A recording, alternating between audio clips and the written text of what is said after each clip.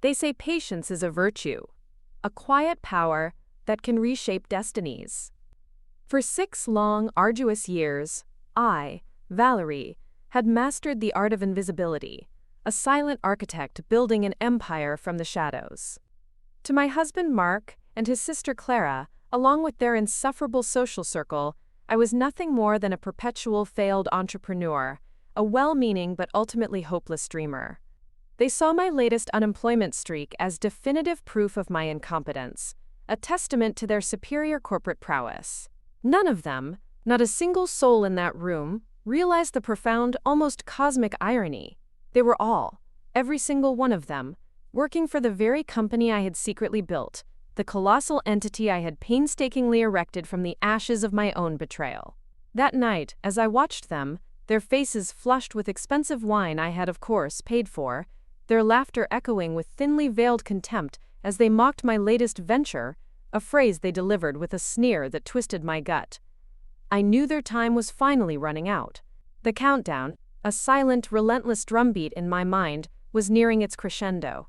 I sat quietly at the edge of our plush, designer sofa, nursing a glass of sparkling water, the cool liquid, a stark contrast to the simmering inferno within me. The sound of their laughter, sharp and theatrical, bounced off the polished surfaces of our modern penthouse apartment, a symphony of their self-assured ignorance. Before we jump back in, tell us where you're tuning in from, and if this story touches you, make sure you're subscribed, because tomorrow, I've saved something extra special for you. The city lights twinkled through the expansive floor-to-ceiling windows, creating an almost theatrical backdrop for the scene unfolding before me.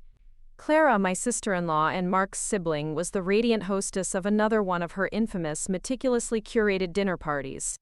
She thrived in these environments, basking in the admiration of her usual entourage of corporate executives and self-proclaimed industry titans. She sat there, perfectly poised in her crimson designer dress, the one I had secretly funded through one of my many untraceable private accounts, a subtle, almost imperceptible thread in the intricate tapestry of my deception. Her diamond bracelet, a glittering testament to a success she believed was solely her own, caught the light as she gestured dramatically, launching into yet another embellished story about her supposedly hopeless sister-in-law. Every aspect of her presence exuded an almost blinding aura of success. The perfectly styled auburn hair, the immaculately manicured nails, the confident tilt of her chin, the air of someone who profoundly believed they had life, and indeed, me, entirely figured out. The sheer, unadulterated irony of it all almost made me smile, a private, bitter amusement that flickered behind my carefully constructed mask of meekness. "Valerie, darling," Clara called out, her voice dripping with a false sweetness that was as transparent as the glass of water in my hand. "Why don't you tell everyone about your latest entrepreneurial venture?" The way she pronounced entrepreneurial made it sound like a child's make-believe game, a whimsical, ultimately futile pursuit. She adjusted her posture, a subtle shift that signaled her preparation for what had become her favorite form of entertainment, my public humiliation. Her brother Liam, my brother-in-law, and the current marketing director at Zenith Innovations, my company, though he was blissfully unaware, leaned forward with a practiced, almost predatory interest. His expensive cologne, a heavy, cloying scent, hung in the air, a testament to his perceived status. "Oh yes, Valerie, do tell," Liam chimed in, his voice a smooth, condescending purr. Was this the sustainable artisanal dog treat idea, or the revolutionary AI-powered sock drawer organizer? He shared a knowing look with Clara, both of them barely containing their amusement, their eyes glinting with a shared, superior mirth. I forced a weak, almost apologetic smile, playing my part perfectly, the role of the bumbling, well-intentioned failure. "Actually," I began, my voice deliberately soft, almost apologetic, exactly as they expected it to be. "I've been exploring opportunities in quantum computing applications for supply chain optimization."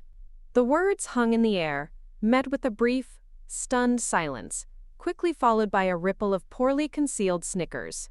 David, our chief financial officer, though he had no idea I was, in fact, his ultimate employer, nearly choked on his expensive wine. "Quantum computing?" he sputtered, recovering quickly. That's quite ambitious for someone who, he paused, searching for diplomatic words that would still deliver the desired sting, hasn't quite found their footing yet in, shall we say, the more terrestrial realms of business. His wife, Serena, a woman whose entire personality seemed to revolve around echoing Liam's opinions, patted his arm appreciatively, as if he'd just delivered a devastatingly clever joke at a highbrow comedy club. Clara shot me a look that was a complex mixture of pity and profound embarrassment. Valerie has always had interesting ideas, she said, swirling her wine glass, the liquid a dark, swirling vortex. Remember last month, when she thought she could land a contract with Orion Logistics? She turned to the group, eager to share another tale of my supposed incompetence, another anecdote to reinforce her narrative of the long-suffering sister-in-law. What Clara, Liam, and their entire coterie didn't know was that I owned Orion Logistics through a labyrinthine network of holding companies. That failed interview she loved to mock, the one she recounted with such theatrical flair, was actually my quarterly undercover assessment of our partnership potential, a deep dive into their operational efficiency and ethical practices. The contract she thought I lost, the one that supposedly cemented my status as a perpetual failure, had been signed yesterday, a multi-million-dollar deal that would significantly expand Zenith Innovations' market reach. The signed document sat in my private office, along with other papers that would soon, very soon, change everything for everyone in this room. At least she's persistent, Liam chimed in, his voice thick with a condescension that was almost palpable. Though maybe it's time to consider something more realistic, Valerie. We're actually hiring in the mailroom at Zenith. Good entry-level work, steady paycheck. He smoothed his expensive suit jacket, a garment paid for by the very company he thought he was offering me entry-level work at. More laughter erupted, a chorus of derision. Even Marcus, Clara's new friend, who barely knew me, joined in. My company is always looking for warehouse workers, he offered, as if throwing a lifeline to a drowning woman. There's no shame in honest work, Valerie. I took another slow sip of my water, letting the cool liquid wash away the torrent of words I wanted to unleash, the truths I yearned to scream. Through the corner of my eye, I caught Clara's slight, almost imperceptible headshake, the one she thought I didn't notice, the one that silently screamed, "I can't believe Mark married this woman." It was the same headshake she'd been giving me for years, each iteration more dismissive, more contemptuous than the last. The irony, oh, the delicious, exquisite irony, was almost intoxicating. Every single person in this opulent room, every smug face, every self-satisfied smile, worked for me. Every paycheck they bragged about, every lavish bonus they flaunted, every corporate achievement they prided themselves on, every single shred of their perceived success, it all came from the company I had built from nothing.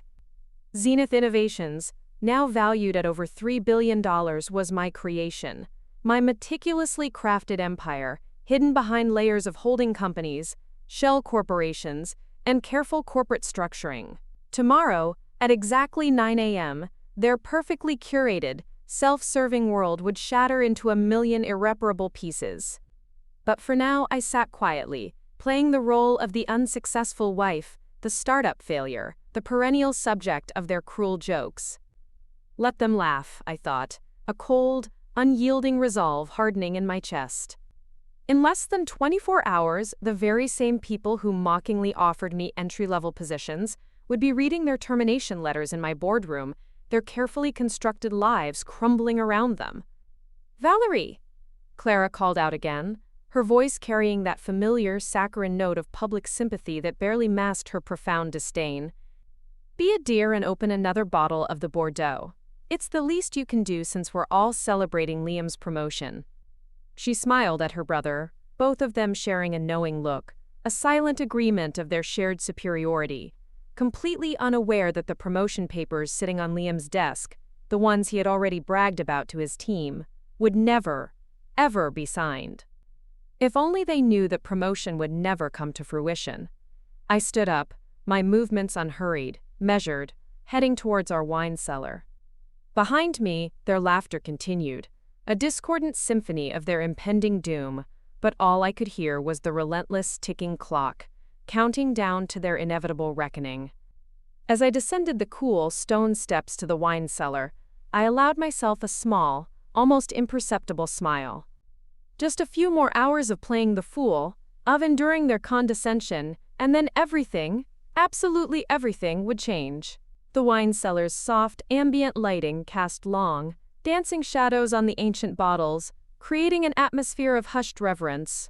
I selected a bottle of 1982 Chateau Lafite Rothschild, a $5,000 wine that Clara genuinely believed she'd purchased with her executive bonus.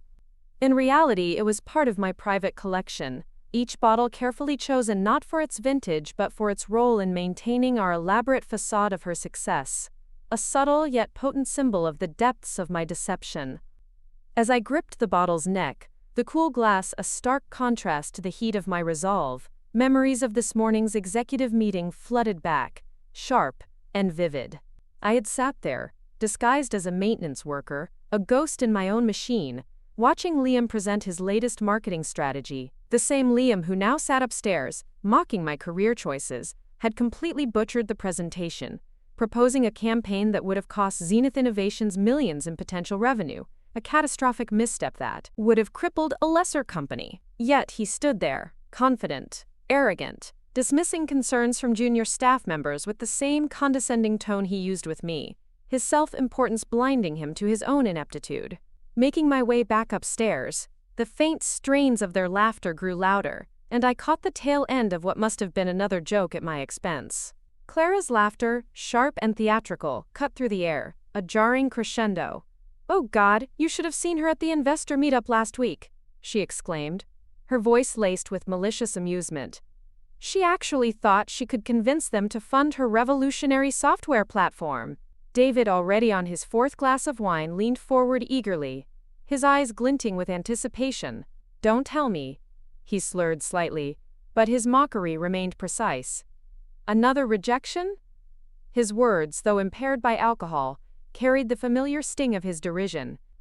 "She didn't even make it past the reception desk," Clara continued, her eyes glinting with malicious amusement. "The secretary took one look at her proposal and suggested she try the Small Business Administration instead." More laughter erupted, a cacophony of their collective ignorance. What they didn't know, what none of them could possibly fathom, was that the investor meetup had been at one of my subsidiary companies, a carefully chosen front. The receptionist, Sarah, was actually my head of investor relations, a brilliant, fiercely loyal woman who was playing along with our carefully orchestrated charade. The rejection had been a meticulously crafted cover for a $100 million acquisition deal I'd finalized that very afternoon, a strategic move that further consolidated Zenith Innovations' market dominance. "Here's the wine," I said quietly, placing the bottle on the polished marble coffee table, the clink of glass against stone a subtle interruption to their revelry. Liam immediately reached for it, examining the label with exaggerated expertise, his brow furrowed in mock connoisseurship. "Oh, Clara, darling, this is exquisite," he cooed, his voice laced with feigned admiration. "The 82 Lafite, you really know how to celebrate." He shot me a sideways glance, a fleeting look of contempt, though I suppose when one of us has to be the breadwinner. Clara preened under the praise, her chest swelling with pride. "Well, someone has to maintain our lifestyle. God knows Valerie isn't going to do it with her endless string of failed ventures." She turned to me, her voice honey-sweet but laced with venom, a poisonous confection.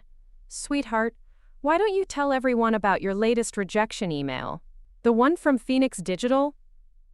My stomach tightened, not from embarrassment but from a tightly controlled surge of anger. Phoenix Digital was another company I owned, a key player in my vast network, and the rejection email had been meticulously crafted by my team to maintain my cover, a perfect piece of misdirection. I forced my face to flush, playing the part of the humiliated wife perfectly. "I'd rather not discuss it," I mumbled, exactly as they expected me to, my voice barely audible, a picture of defeated resignation. Marcus, eager to join the feeding frenzy, jumped in. "You know, Valerie, my 16-year-old nephew just started learning coding. Maybe he could give you some tips?" The room dissolved into another wave of cruel laughter, a tidal wave of their collective scorn. I watched as Clara basked in the attention, her perfectly manicured hand resting on Liam's arm as they shared another knowing look, a silent celebration of my perceived inadequacy. These weekly dinner parties had become her stage, her personal theater, and I was her favorite prop, the unsuccessful wife she so nobly supported, the living embodiment of her self-sacrifice. "Remember when she tried to pitch to Anderson Corp last year?" Liam interjected, clearly enjoying himself, his eyes gleaming with a predatory delight. God, what a disaster that must have been. Clara's eyes lit up at the memory, a spark of malicious amusement. "Oh, you don't know the half of it. She spent weeks preparing, bought a new suit and everything." She paused for dramatic effect, savoring the moment.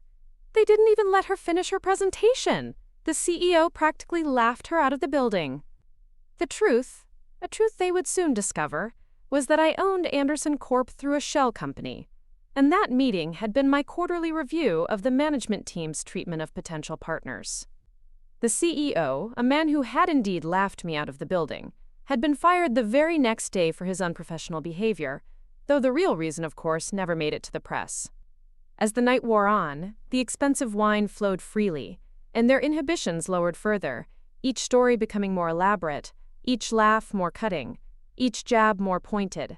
I sat there, playing my part, offering weak smiles and awkward silences exactly when they expected them, a silent observer in my own meticulously constructed charade. "Valerie," Clara called out again, her voice carrying that familiar, cloying note of public sympathy that barely masked her profound disdain. "Why don't you go check if we have any more of those chocolate truffles left? The ones I brought back from my Paris business trip." The Paris trip, another piece of carefully crafted fiction, a lavish expenditure designed to reinforce her narrative of a successful career woman. The truffles, like everything else in our luxury apartment, had been purchased with my money, through one of the many accounts Clara knew absolutely nothing about. As I stood to fetch them, Liam's voice followed me to the kitchen, sharp and clear. "Really, Clara, you're a saint for putting up with all this. I don't know how you do it." I opened the kitchen cabinet, retrieving the gold-embossed box of truffles, my hands steady despite the anger simmering beneath my calm exterior. In less than 12 hours, their perfectly constructed world would come crashing down. Let them have their laughs tonight, I thought, a grim satisfaction settling over me.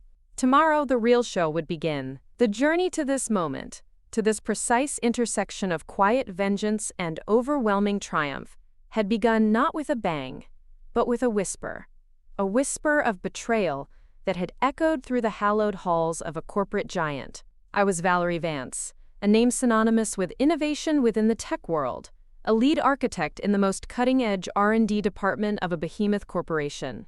My ideas were lauded, my insights sought after, and my future seemed as bright and limitless as the San Francisco skyline visible from my corner office. I had dedicated years, sacrificed countless nights, pouring my very essence into the development of an AI-driven platform, a system so revolutionary it promised to preempt and neutralize supply chain disruptions before they could even ripple through the global economy. This wasn't just a project, it was my magnum opus, a solution born from a deep understanding of systemic vulnerabilities and a burning desire to create genuine, impactful change. When I finally presented my meticulously crafted proposal to the board, I expected skepticism, perhaps even rigorous questioning. What I received, however, was far more insidious. They didn't just reject it. They sought to seize it, to strip it of my authorship and claim it as their own. The realization dawned on me slowly, then with a sickening lurch. They were planning to patent my technology under the company's name, to erase my contribution, to cut me out entirely. The betrayal was a physical blow, a cold, sharp blade to the gut. Within weeks, the whispers began, insidious rumors of corporate espionage, trumped-up charges designed to discredit and dismantle my reputation. I was forced out, my name dragged through the mud, my career seemingly incinerated. The tech community, a notoriously insular and unforgiving echo chamber, believed the carefully constructed lies, the narrative of my supposed treachery. Every door slammed shut, every contact vanished, every path forward seemed irrevocably blocked. It was in that crucible of despair and injustice that I learned the most profound lesson of my life. Power isn't about who you are, or even what you achieve. It's about who people think you are. And if they thought I was a failure, a disgraced visionary, then that perception would become my most potent weapon. I retreated, not in defeat, but in strategic withdrawal. My new abode was a small, unassuming apartment in Oakland, a stark contrast to the sprawling penthouse I now inhabited. I lived off my dwindling savings, meticulously plotting my next move, observing the world that had cast me aside. The tech world had blacklisted me, believing the fabricated narrative spun by my former employers. Every email went unanswered, every call unreturned. But where they saw an end, I saw a beginning. If they wanted a failure, I would give them one, a carefully constructed facade behind which I would build an empire. It was during these early, formative days, when I was playing the part of the struggling entrepreneur, that I met Mark, my now husband, at a tech conference. I was there as a volunteer, handing out name badges, setting up chairs, observing the very people who had once been my peers, now oblivious to my true identity. Mark, then a rising professional in his own right, seemed to possess a more grounded ambition, a stark contrast to the overt showmanship of his sister. He was kind, if a little naive, about the cutthroat nature of his family's circle. What caught my attention wasn't his charm.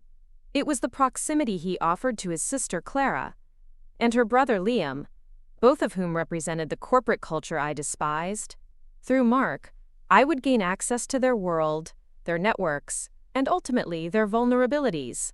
"You have potential, Valerie," Mark's sister Clara had purred to me on one of our early double dates with Mark. Her voice dripped with a condescension that was both infuriating and, in a strange way, inspiring. "You just need someone to guide you, someone to show you the ropes, to help you navigate the real world of business." Little did she know, I was already building Zenith Innovations, a colossal enterprise taking shape in the shadows, meticulously constructed through a complex web of shell companies and silent partnerships. The early days of Zenith were a relentless grind, a blur of sleepless nights and endless work. I toiled away in my office, a converted storage room in our first modest apartment with Mark, while Clara genuinely believed I was tinkering with yet another hopeless startup, another pipe dream, destined for failure. Every failure she mocked, every rejection she ridiculed, was actually a carefully orchestrated step toward my ultimate success, a meticulously planned piece of misdirection. Every rejected proposal she derided was a cover for major business deals I was secretly closing, multi-million-dollar contracts that were laying the foundation of my empire. I used their network, Mark's connections, watching with a detached amusement as he, Clara, and Liam inadvertently introduced me to people who would become key players in my company, unwitting pawns in my grand design. Mark's brother, Liam, was a prime example. He was just starting his career then, fresh out of business school, brimming with an unearned arrogance. Liam, who would later become our marketing director, once spent an entire dinner party explaining basic marketing concepts to me, completely unaware that I was, in fact, evaluating him for the very position he would eventually hold, assessing his strengths and, more importantly, his glaring weaknesses. He was a perfect fit for the facade, outwardly confident, superficially competent, and utterly devoid of genuine insight or curiosity beyond his own self-advancement. He would, I realized, be an ideal, unwitting accomplice, his ego a perfect shield for my true activities. The real turning point came 3 years ago, when my supply chain management platform, the very technology they had tried to steal, caught the attention of major industry players.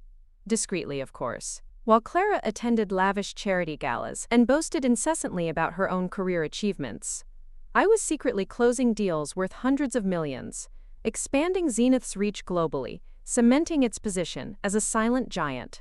I remembered the night Clara came home, her eyes gleaming with excitement, about Liam's new job opportunity at Zenith Innovations. "Finally," she had exclaimed, her voice filled with relief and pride, "a chance for Liam to work with a real company." The irony was exquisite, almost unbearable. She had no idea her brother was interviewing for a position in my company, nor that his entire department had been created specifically to maintain my cover. A carefully constructed facade to keep her, and others like her, in the dark.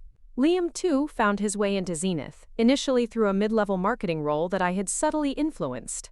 He quickly rose through the ranks, his superficial charm and aggressive networking skills serving him well, all within the ecosystem I had built. He was a loud, visible success, drawing attention away from the quiet, true architect. Through it all, I kept my father's words close to heart. He had been a small business owner, a humble shopkeeper in a bustling, vibrant part of town, working 18-hour days, his hands calloused but his spirit unyielding, all to give me an education, to provide me with opportunities he never had. Success isn't about making noise, he would say, his voice gentle but firm, his eyes twinkling with a wisdom that transcended his humble profession. It's about building something so solid that no one can tear it down, something that endures. When he passed away 2 years ago, a quiet, dignified exit from a life well lived, Clara had complained bitterly about taking time off work to attend the funeral. "It's not like your father was anybody important," she had said, her voice laced with impatience, a dismissive wave of her hand. "Just a shopkeeper, Valerie, who couldn't think bigger than his little electronics store." She was completely unaware that his small electronics shop, a beacon of perseverance and quiet ambition, had provided the seed money for what would become Zenith Technologies, the very foundation of my colossal empire. That callous comment, that utter disregard for the man who had sacrificed everything for me, that casual dismissal of his legacy, had sealed her fate, and by extension, Liam's. It wasn't just about business anymore. It was about justice, about vindication, about honoring the quiet strength of a man they would never understand. Every laugh, every mockery, every dismissive comment since then had been carefully documented, meticulously added to the growing file that would eventually lead to this very moment. Each sneer, each condescending remark, each moment of public humiliation I endured was not just absorbed but meticulously catalogued, a piece of evidence in the grand prosecution I was preparing. Standing in our kitchen now, the lingering scent of expensive wine and their arrogant laughter filling the air, I felt a calm, unshakable certainty. Tomorrow, when I finally revealed myself as the true owner of Zenith Technologies, it wouldn't just be about exposing their incompetence or punishing their cruelty. It would be about showing them, unequivocally, that true power doesn't need to announce itself. It simply is, a force of nature that builds silently, patiently, until it is undeniable. I checked my watch, 10:30 p.m. In less than 11 hours, everything would change.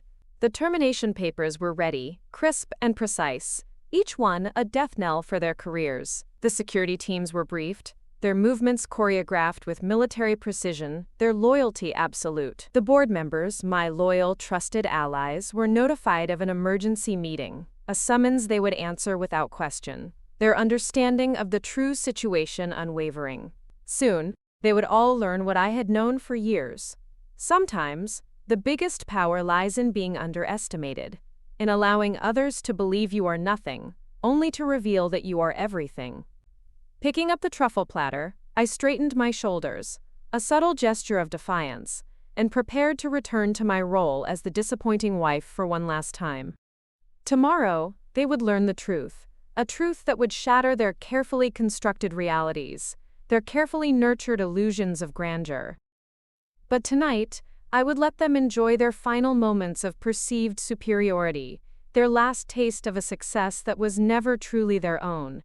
A success built on the very foundation of my quiet, enduring power. The silence of my return to the living room was almost deafening, a stark contrast to the cacophony of their continued revelry. They barely noticed my presence, too engrossed in their own self-congratulatory narratives. Liam was mid-sentence, pontificating on the latest market trends, his voice booming with an unearned authority. Clara nodded along, her eyes gleaming with pride, a reflection of his perceived brilliance. I placed the truffles on the coffee table, the subtle clink of the crystal platter barely registering amidst their boisterous conversation. I was a ghost in my own home, a phantom presence they had long since learned to overlook. And that, I realized, was precisely the point. Their blindness was my greatest asset. The atmosphere in the living room had grown even more toxic as the night wore on, fueled by the free-flowing, expensive wine and their unchecked arrogance. Any pretense of civility, Any thin veneer of politeness Mark's sister and brother-in-law typically maintained had long since evaporated, leaving only the raw, unvarnished contempt they held for me. Clara sat perched on the arm of Liam's chair, their heads bent together, scrolling through something on Liam's phone, occasionally bursting into poorly suppressed giggles that grated on my nerves like fingernails on a chalkboard. "Oh my God, look at this one!" Liam exclaimed, turning his phone to show the others, his face contorted in a sneer of amusement. "Valerie's LinkedIn profile. Can we talk about these entrepreneurial achievements she's listed?" He cleared his throat dramatically, preparing to read aloud, savoring the moment of impending humiliation. My jaw tightened imperceptibly, a muscle clenching beneath my skin. The LinkedIn profile, of course, was entirely fabricated, a meticulously crafted piece of fiction, part of my carefully constructed facade. Every exaggerated claim was meticulously designed to maintain my cover, to reinforce the narrative of the well-meaning but ultimately incompetent dreamer, while I built Zenith Technologies from the shadows, a silent, unstoppable force. Innovative problem solver with a track record of identifying market opportunities, Liam read, his voice dripping with mockery, each word a poison dart aimed squarely at me. "Market opportunities," he snorted, his eyes rolling dramatically. "The only opportunity she's identified is marrying someone successful enough to support her delusions." Clara preened at the backhanded compliment, running her fingers through her expensively highlighted hair, a gesture of self-congratulation. "Sometimes I wonder if she actually believes her own hype," she mused, her voice a low, conspiratorial whisper. "Just last week she was telling me about some revolutionary algorithm she's developed, something about supply chain optimization." I placed the truffles on the coffee table, my movements deliberate and controlled, each action a silent act of defiance.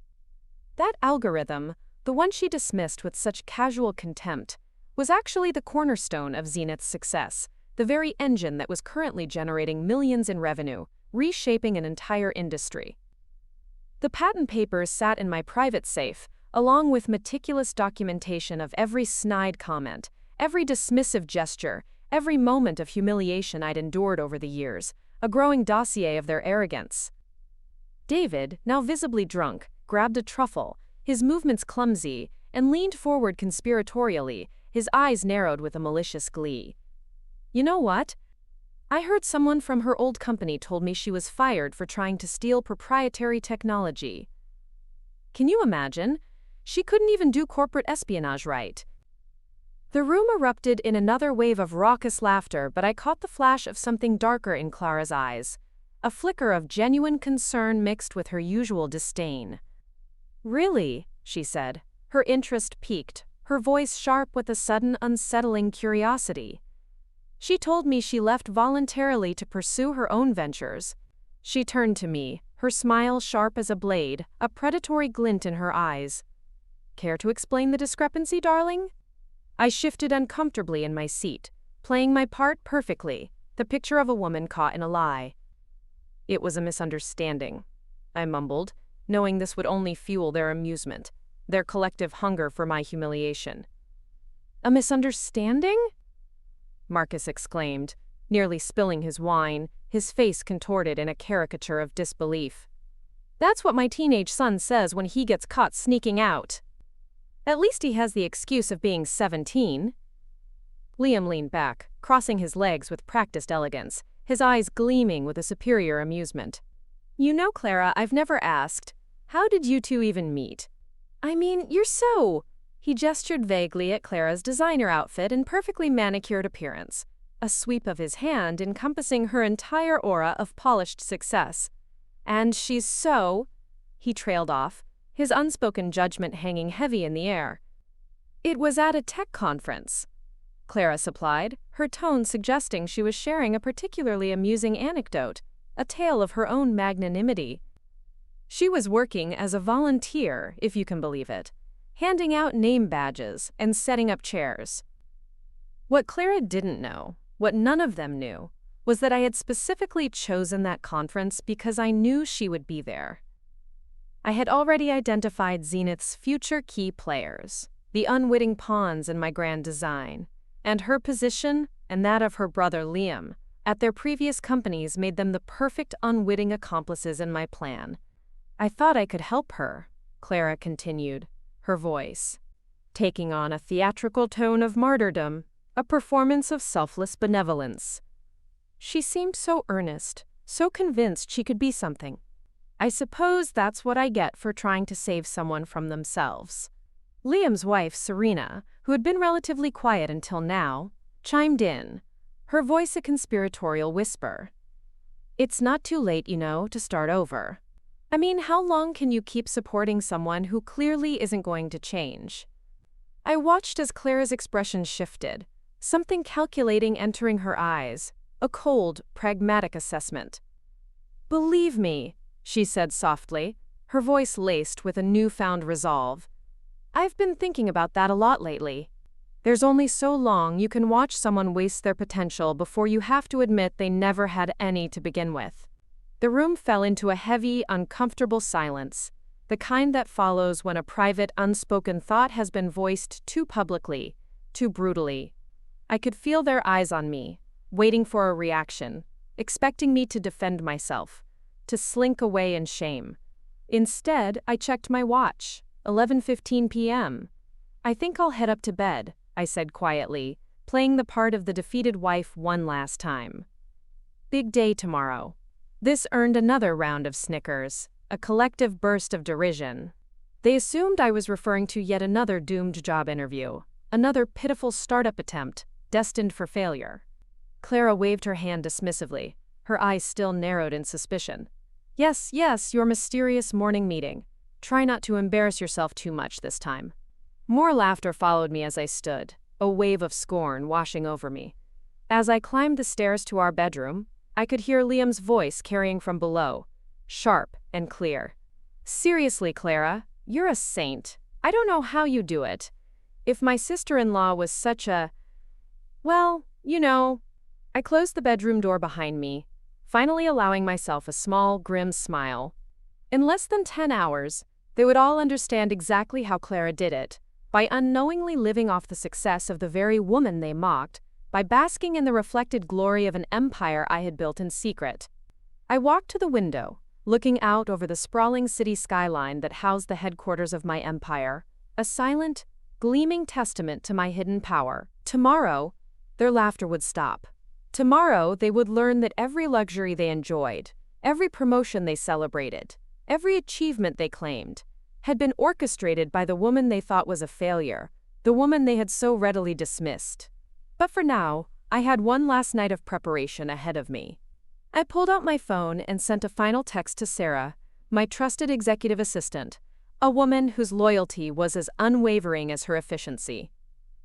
Everything ready for tomorrow? Her response came immediately, a single reassuring word. All set. Security briefed, board members notified, files prepared. Perfect. In the quiet sanctuary of my home office, a space Mark and Clara genuinely believed was my hobby room, where I spent hours playing with worthless startup ideas, I began my final preparations. The space looked deliberately messy, scattered papers, outdated programming books, a whiteboard filled with amateurish business plans. It was all part of the facade, a carefully constructed image of failed ambition. Behind a false wall panel, however, sat my real workstation. 3 high-resolution monitors sprung to life as I entered my security code, displaying real-time data from Zenith Technologies' global operations, a complex web of information that was the lifeblood of my empire. I pulled up the files I'd been meticulously compiling for years, each one a nail in the coffin of their careers. First was Liam's file. As marketing director, he'd been embezzling company funds for months, disguising personal expenses as marketing research. 5-star hotels, luxury spa weekends, even his designer wardrobe, all charged to the company under cleverly coded expense reports. The forensic accounting team, a silent, relentless force, had documented everything, building an airtight case for his termination, a case so irrefutable it would leave him no room to maneuver. Playing with your little projects again, Valerie?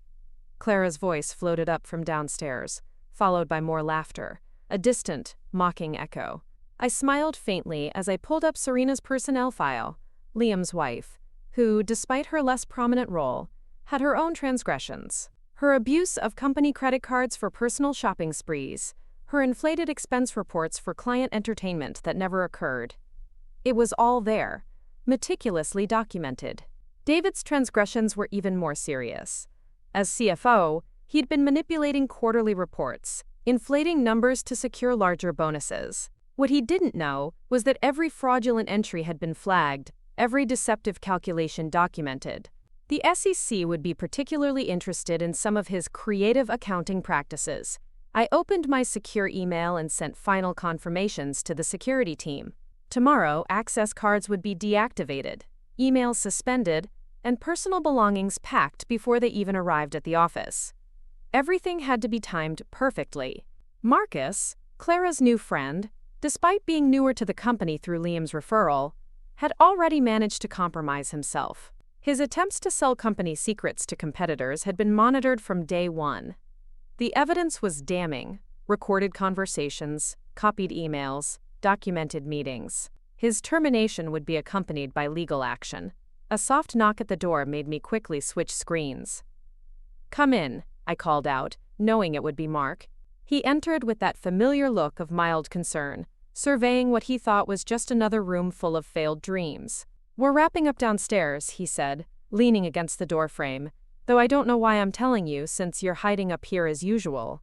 His words were gentle but carried the weariness of a husband who had long since stopped expecting success from his wife. I nodded meekly, playing my part. "Just finishing up some research," he smiled faintly. "Research, right. You know, Liam made an excellent point tonight. There comes a time when you have to stop chasing fantasies and face reality. If only he knew the reality that awaited him and his family tomorrow." Behind him, on my hidden monitors, I could see the final pieces falling into place. The board members had confirmed their attendance for tomorrow's emergency meeting. Security protocols were set. Legal teams were standing by. "Maybe you're right," I said softly, watching his eyes narrow in surprise. He hadn't expected agreement. "Well," he said, somehow managing to make the single word drip with condescension, "miracles do happen. Try not to stay up all night with your little projects. Some of us have real work tomorrow." As he closed the door, I turned back to my preparations. I pulled up the final set of documents, the ones that would hit closest to home. Clara's own involvement in company misconduct was well documented. Her unauthorized sharing of confidential information, her abuse of expense accounts, and her harassment of junior staff members. All of it carefully recorded. But the most damning evidence had nothing to do with work. I opened a folder containing surveillance photos, text messages, and hotel receipts. Clara's carefully hidden affair with a senior executive at a competing firm had been documented for months. Every secret meeting, every encrypted message, every lie she told about working late. All of it preserved in high-resolution detail. I checked the time. 12:30 a.m. In less than 9 hours, their world would implode. I began the final system checks, ensuring every piece of evidence was properly backed up and accessible. The security team confirmed their positions for tomorrow. Legal had prepared individual packets for each termination, complete with non-disclosure agreements and clear documentation of cause. One by one, I reviewed their personnel files one last time. Liam Vance, Marketing Director, terminated for financial misconduct and misappropriation of company funds. Serena Vance, Senior Marketing Associate, terminated for abuse of company resources and fraudulent expense reporting. David Thompson, CFO, terminated for securities fraud and falsification of financial records. Marcus, Client Relations Manager, terminated for corporate espionage and breach of contract. Clara Vance, Director of Client Relations, terminated for breach of confidentiality and ethical violations. Each termination had been carefully crafted to be both legally unassailable and professionally devastating. They wouldn't just lose their jobs, they would become unhireable in their fields. I sent one final email to my executive assistant. Initiate Protocol Alpha at 8:45 a.m. No exceptions, no delays. Her response was immediate. Understood. All teams in position. Standing up from my desk, I took one last look at the evidence of their arrogance and cruelty. Years of mockery, condescension, and betrayal had led to this moment. Tomorrow, they would learn that the woman they ridiculed had been watching, waiting, and building their downfall, brick by painstaking brick. I shut down the hidden system and closed the false panel, looking around at the deliberately messy hobby room. I allowed myself a moment of appreciation for the role I'd played, the scattered papers, the amateurish diagrams, the outdated technology.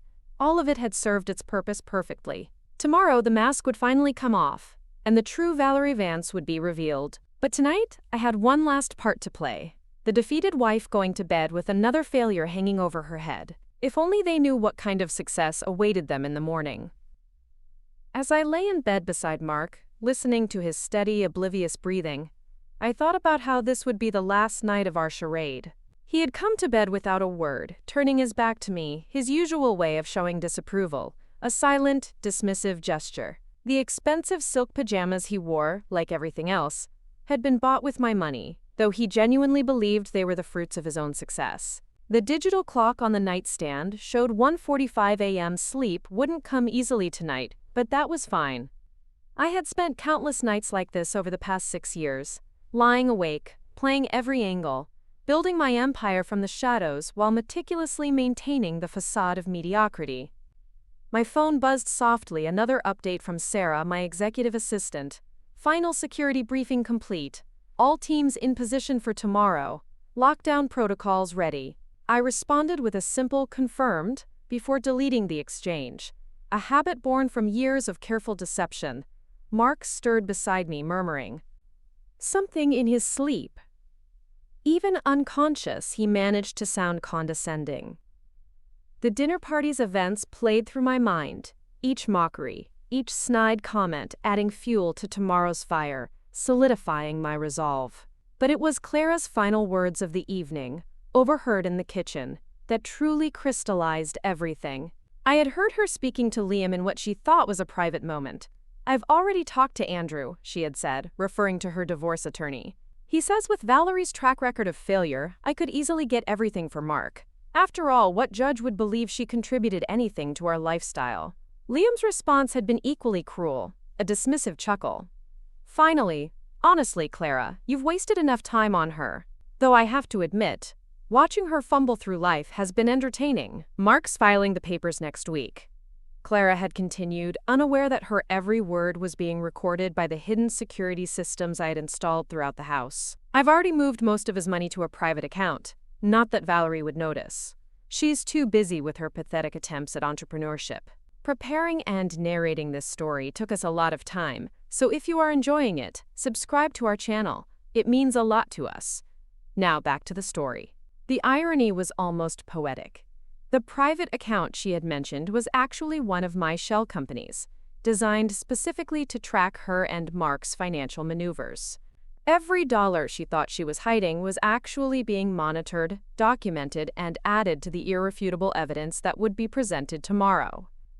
I turned to look at Mark's sleeping form, remembering the day we met. Back then, I had seen his kindness as a potential asset, his connection to his family's corporate world as a tool I could use. I never expected to feel anything real for him, but somewhere along the way, I had hoped he might prove to be more than just a means to an end. That hope had died the day of my father's funeral. While I grieved the man who had sacrificed everything to give me an education, Clara had complained about missing an important networking event. "It's not like your father was anyone important," she had said, checking her makeup in the rearview mirror, her voice devoid of empathy. "Just a shopkeeper, Valerie, who couldn't think bigger than his little electronics store." She couldn't have known that her words would set in motion the final phase of my plan, that her callous disregard would be the catalyst for her, Liam, and Mark's own downfall. That little electronics store had provided the seed money for what would become Zenith Technologies. My father's lessons about patience, about building something lasting, had shaped every decision I'd made. My phone buzzed again, another message, this time from building security. Mrs. Vance's private meeting with Mr. Harrison from rival firm canceled for tomorrow. So Clara had planned to meet her lover even on what would become the most significant day of our lives. The surveillance photos of their previous encounters would make an interesting addition to tomorrow's revelations. I got up quietly, walking to the window. The city sprawled out below, a maze of lights and shadows, a silent witness to my impending triumph. Somewhere out there, Clara, Liam, David, Serena, and Marcus were sleeping peacefully, utterly unaware that their comfortable lives, their carefully constructed facades, were about to implode. Their careers, their reputations, their very identities, all of it would crumble in a matter of hours. Checking my watch again, 2:30 a.m., I moved to the ensuite bathroom, splashing cold water on my face. The woman in the mirror looked tired, but her eyes held a steely determination, a cold fire of resolve. For years I had maintained the image of a defeated dreamer, absorbing their ridicule with seemingly endless patience. That patience had run out. I returned to the bedroom, where Mark had shifted in his sleep, his expensive silk pajamas twisted around him. The same pajamas Clara had insisted he buy to celebrate Liam's promotion, a promotion I had deliberately delayed to maintain our charade. Tomorrow they would learn the truth about every aspect of their lives. Their jobs, their relationships, their perceived successes, their futures. The final pieces were in place. The board members had been quietly briefed, the security teams positioned, and the evidence compiled. In just a few hours, the carefully constructed world of Clara, Liam, and their friends would shatter, revealing the truth they had been too arrogant to see. I lay back down, my mind racing through the sequence of events to come. By this time tomorrow, everything would be different. The woman they had mocked, belittled, and underestimated would be revealed as the architect of their downfall. As I finally drifted towards sleep, Clara's words from earlier echoed in my mind. Some of us have real work tomorrow. She had no idea just how real tomorrow's work would be. The time for hiding, for playing the fool, was almost over. The countdown to their reckoning had begun. The morning dawned, crisp and clear, a stark, almost cruel contrast to the storm that was about to break. It was a perfect day for what was about to unfold, a sky of brilliant blue mirroring the sharp, unyielding clarity of my purpose. I woke at precisely 5:30 a.m., long before Mark, or certainly Clara or Liam, would stir from their self-satisfied slumbers. The silence of the pre-dawn hours was a welcome balm, allowing my thoughts to coalesce, to sharpen into an unyielding point of resolve. In the expansive walk-in closet, hidden behind my deliberately modest collection of off-the-rack suits and sensible dresses, I retrieved the custom-tailored power suit I'd been saving for this exact day. It was a dark navy, impeccably cut, a garment that whispered of quiet authority and unshakable confidence. This was the armor of a CEO, not the costume of a failure, and as I donned it, I felt a profound shift, a shedding of the deceptive skin I had worn for so long. Mark was still asleep when I emerged from the bathroom, fully dressed and meticulously groomed. His breathing was soft even, a rhythm of oblivious peace. I allowed myself a moment to study his sleeping form, mentally preparing for the shock that would soon replace his usual tranquil expression. The diamond tennis bracelet he had bought for Clara, and she frequently wore even to bed, caught the early morning light, a glittering symbol of a success she attributed solely to her own efforts. Going somewhere? His groggy voice startled me, pulling me back from my internal monologue. He propped himself up on one elbow, eyeing my attire with a mixture of amusement and disdain. A look I knew all too well. "Another big meeting?" he mumbled, his words slurred with sleep.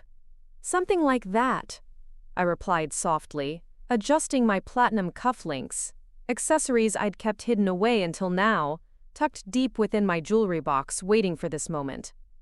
Mark sat up fully, his brow furrowing. Is that a new suit?" The confusion in his voice was evident. In his mind, I couldn't possibly afford designer clothing, let alone one that fit so perfectly. "I've had it for a while," I said truthfully, a faint smile playing at my lips, just waiting for the right moment. Mark's laugh was sharp, cutting through the morning quiet. "The right moment, Valerie? It's barely 6 a.m. What could possibly be so important that? You're dressed like—" He gestured vaguely at my appearance, encompassing the entire transformation. "This? You'll find out soon enough," I replied, checking my phone. Sarah had already sent the morning briefing. "All systems go. Security in position. Board members arriving early as requested. Whatever, Mark sighed, reaching for his own phone, already scrolling through social media. Just try not to embarrass yourself too badly. I have enough to deal with today without having to manage your latest crisis. If only he knew what kind of crisis awaited him and his family. I left the bedroom without another word, descending to the kitchen where I prepared a cup of coffee. Not the cheap brand I usually drank to maintain appearances, but the premium reserve I kept hidden behind it, a small indulgence for the architect of a new dawn. At 6:30 a.m. sharp, my private driver pulled up outside our building. Not the Uber Mark assumed I used, but James, my longtime employee and loyal confidant, who had played along with the charade for years, his silence as impeccable as his driving. The sleek black Mercedes S-Class waited discreetly in the private garage, a far cry from the rideshare vehicles I normally pretended to take, another piece of the elaborate puzzle. "Good morning, Ms. Vance," James said professionally as I settled into the back seat, the leather cool and smooth beneath me. "Everything is prepared at the office." The drive to Zenith Innovations headquarters was quiet, giving me time to review the morning's carefully orchestrated sequence of events. Security teams were already in place, positioned strategically throughout the building. Access cards had been selectively deactivated. The cards belonging to Clara, Liam, David, Serena, and Marcus were already useless, though they didn't know it yet. And the board members, my inner circle of trusted allies, were gathering in the private conference room on the top floor, eager witnesses to the unveiling.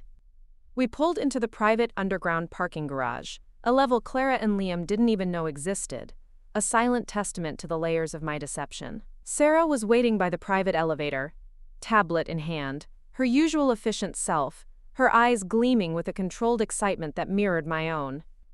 "Good morning, Madam CEO," she said, her voice barely a whisper, falling into step beside me. Liam arrived early as expected. He's in his office preparing for what he thinks is his promotion announcement. I nodded, a faint smile playing at my lips. "And the others?" "David just pulled in, looking rather hungover from last night," Sarah reported, a hint of amusement in her voice. "Marcus is already in his office, and we've confirmed Clara has just left your apartment." The private elevator whisked us silently to the executive floor, a glass-encased ascent that offered a panoramic view of the gleaming corporate landscape. Through the glass walls I could see Liam in his office, practically preening as he prepared for his imaginary promotion. He had already sent out subtle hints to his team about his upcoming advancement, basking in the premature glow of a triumph that would never materialize. "Security teams are in position," Sarah continued as we walked, her voice crisp and professional. "HR has the termination packets ready, and legal is standing by. The board members are waiting in the main conference room." I checked my watch, 7:45 a.m., right on schedule. Sarah hesitated for a moment, her gaze flicking towards me. "Madam CEO, Clara just texted Liam about meeting for coffee before work. Should we let them?" I considered it for a moment, a grim satisfaction spreading through me. "Yes," I replied, a cold certainty in my voice. It's fitting they should have one last moment of perceived triumph, one final taste of their arrogance before everything changes. I spent the next hour in my private office, a clandestine space none of them knew existed, reviewing the final documentation. Each termination packet was a meticulous testament to their misconduct, irrefutable evidence of their betrayals.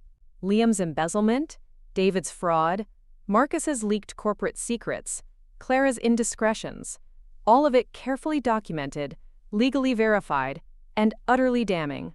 At 8:55 a.m., Sarah's voice came through the intercom, calm and precise. "Madam CEO, they're all here. Liam and Clara are having coffee in the break room. David is nursing a hangover in his office, and Marcus is on a call he thinks is confidential." "Perfect," I replied, my voice steady, betraying no hint of the adrenaline coursing through my veins. "Initiate lockdown protocols. No one enters or leaves without authorization." I stood, straightening my jacket and adjusting the cuffs of my suit. Years of preparation had led to this moment. Through the one-way glass of my office I could see them all, going about their morning routines, completely unaware that their world, their carefully constructed reality, was about to shatter. Liam was laughing loudly, probably at some inane joke about my latest venture.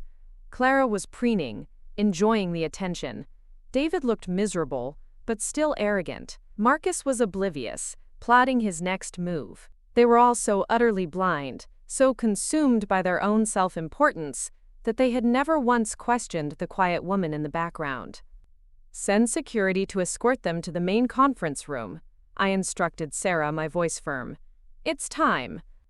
As I watched the security teams move into position, their movements swift and silent, I thought about every snide comment, every mockery, every moment of humiliation I had endured. The thick mask of mediocrity I had worn for so long was about to come off, and the revelation, I knew, would be spectacular. The clock struck 9 a.m. showtime. The main conference room at Zenith Innovations was an impressive space, designed to awe and intimidate. Floor-to-ceiling windows offered a panoramic, almost dizzying view of the city's skyline, a landscape of concrete and glass that was, in its entirety, my domain. Now, at 9:05 a.m., it was about to become the stage for their downfall, a theater of poetic justice. Through the one-way glass of my private observation room, I watched as security teams, professionally but firmly, escorted my soon-to-be former executives inside. Liam entered first, his initial confidence faltering as he noticed the uniformed security detail, his eyes darting nervously around the room.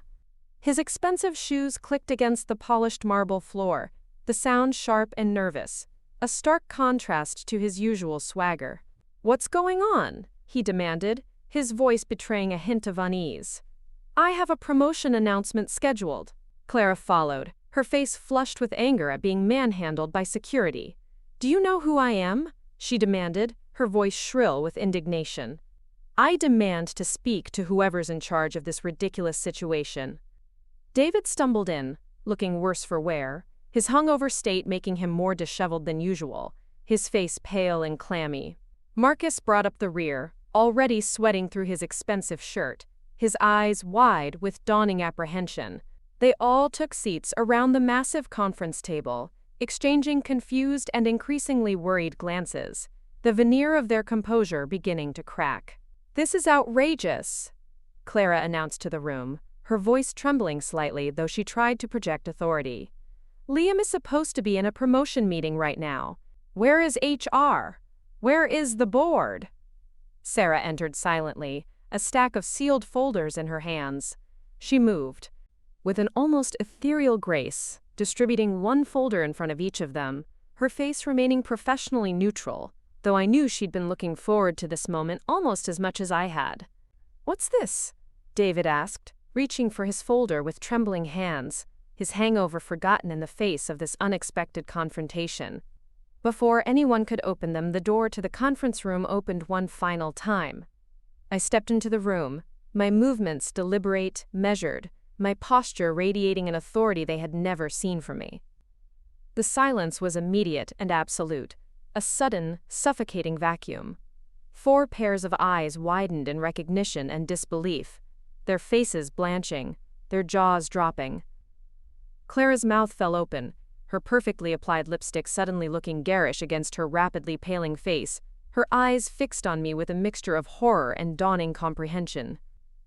"Good morning," I said calmly, my voice clear and resonant, moving to stand at the head of the polished conference table, directly opposite them. "Please don't open those folders just yet. We have a few matters to discuss first." "Valerie?" Clara's voice cracked, barely above a whisper. "What is this? What are you doing here?"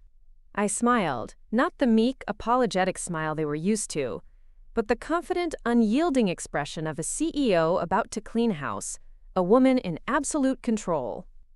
"I'm exactly where I belong, Clara. In my company, addressing my employees. Well, soon-to-be former employees." Liam let out a sharp laugh, though it held a distinct note of hysteria, a desperate attempt to cling to his shattered composure. "Your company? This is insane! You can't possibly—" "Zenith Technologies." I cut him off smoothly, my voice leaving no room for argument. "Was founded by me 6 years ago." Every division, every project, every success you've claimed as your own was orchestrated by me. While you were all busy mocking my supposed failures, I was building this empire from the shadows. I pressed a button on the remote in my hand, and the sleek, opaque wall behind me came to life, transforming into multiple high-definition screens. Each displayed damning evidence of their individual misdeeds, the cold, irrefutable truth of their betrayals. Liam Vance, I began, watching his face drain of color as spreadsheets detailing his embezzlement appeared on screen, rows and columns of damning figures. Over the past 2 years, you've stolen approximately $847,000 through falsified marketing expenses. Those spa weekends and designer shopping sprees weren't as well hidden as you thought. He opened his mouth to protest, but I was already moving on, my gaze sweeping across the table. David Thompson, I continued, turning to the CFO, who slumped in his chair, his hangover forgotten in the face of his career's implosion. Creative accounting is one thing, but outright fraud? The SEC will be particularly interested in how you've been manipulating our quarterly reports. Marcus, I turned to Clara's new friend, who was now openly sweating, his eyes wide with panic. Selling corporate secrets to our competitors? Did you really think our security systems wouldn't catch those late-night emails, those encrypted messages? Finally, I turned to Clara, who sat rigid in her chair, her knuckles white against the armrest, her face a mask of dawning horror. And you, Clara, where should I begin? The unauthorized sharing of confidential information? The abuse of company resources? Or perhaps we should discuss your afternoon meetings with Thomas Harrison from our biggest competitor? The blood drained from her face, leaving it ashen. How did you know? She whispered, her voice barely audible. I know everything, I finished for her, my voice cold, devoid of emotion. Every mock, every insult, every betrayal. While you were all laughing at my supposed failures, I was documenting your actual ones. I gestured to the folders. In front of them, now stark, undeniable symbols of their impending doom. Inside these packets, you'll find your termination papers, along with comprehensive evidence of your misconduct. You're all being terminated for cause, effective immediately. Security will escort you to HR for processing and then off the premises.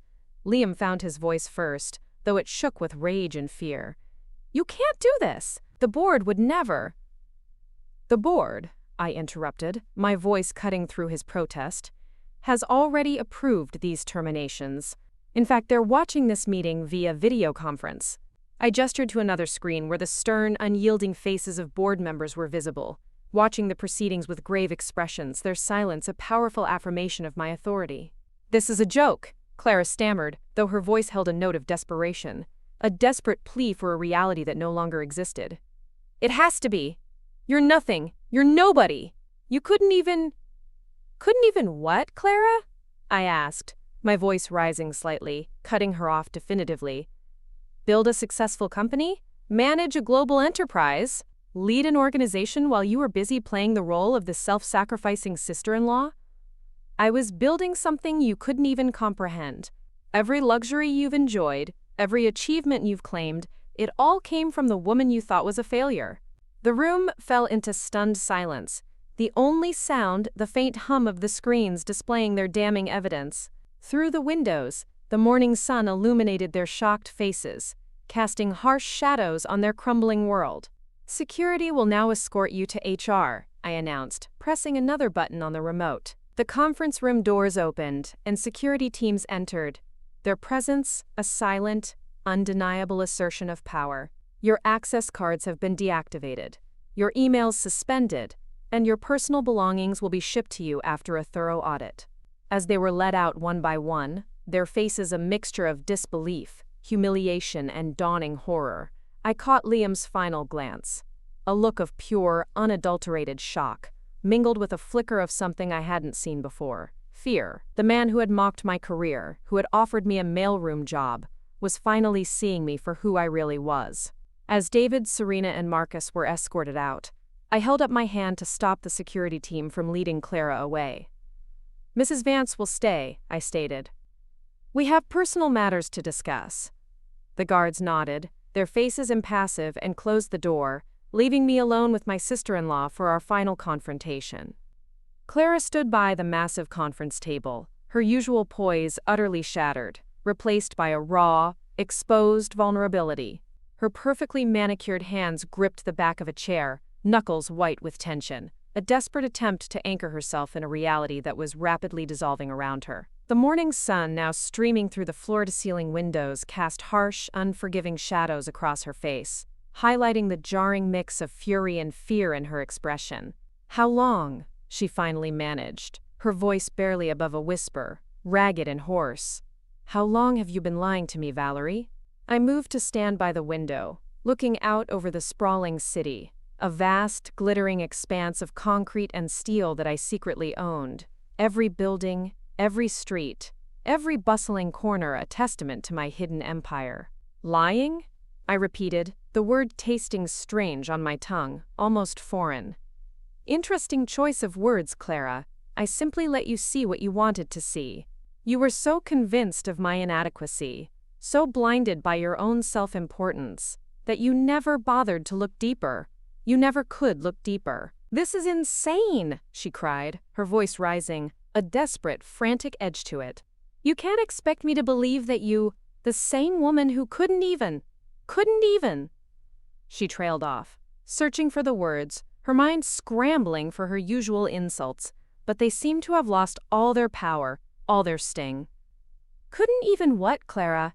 I prompted, my voice calm, almost dangerously so. "Land a job? Secure an investment? Build something successful?"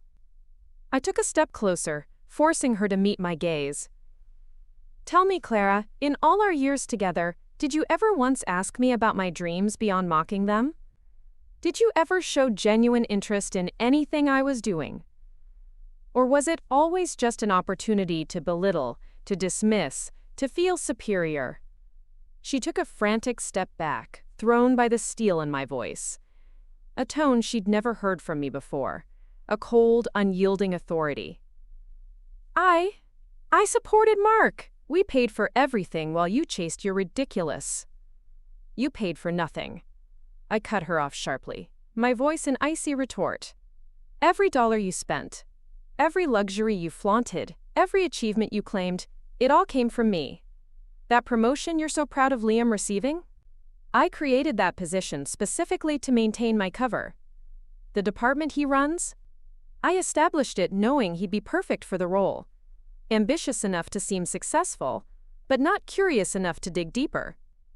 The color drained from her face as the profound implications of my words began to sink in, the full weight of her delusion crashing down upon her.